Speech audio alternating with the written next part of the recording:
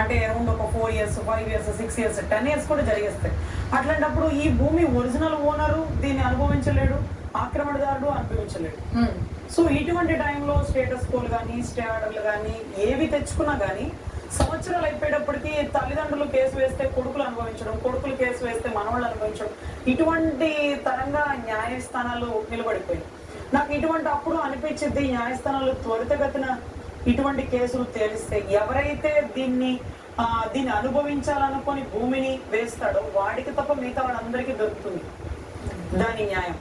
కానీ నాకు అనిపించినప్పుడు ప్రతిసారి రిట్ ఆఫ్ మ్యాండమస్ కరెక్ట్ అనిపిస్తుంది. ఎందుకంటే ఈ అధికారంతో ఏమవుతుందంటే ఒక అధికారిని అడుగుతున్నాం మనం ఈ భూమి నాది అని, నాకు అధికారాలు ఉన్నాయని ఎవిడెన్స్ చూపిస్తున్నాం, పాస్ పుస్తకాలు, రెవెన్యూ రికార్డులు, ఎంట్రీస్, అడంగల్ బుక్స్, అయినా కూడా నా భూమికి రక్షణ కల్పించట్లేదు సార్, ఎవరో నా భూమిని ఆక్రమిస్తున్నారు సార్ అని ఒక సాధారణ పౌరుడు కనుక ఎంఆర్ఓకి లెటర్ పెట్టినా, కలెక్టర్కి లెటర్ పెట్టినా, ఆర్డీఓ గారికి లెటర్ పెట్టినా, తర్వాత జాయింట్ కలెక్టర్కి లెటర్ పెట్టినా వాళ్ళు కన్సిడర్ చేయకపోతే, అంటే వాళ్ళు స్పందించకపోతే, స్పందన పెట్టిందే స్పందించడానికి, స్పందన కంప్లైంట్ లో కూడా స్పందించకపోతే ఇమ్మీడియట్ గా రిట్ ఆఫ్ మ్యాండమస్ ద్వారా మనం హైకోర్టుకు వచ్చేయచ్చు.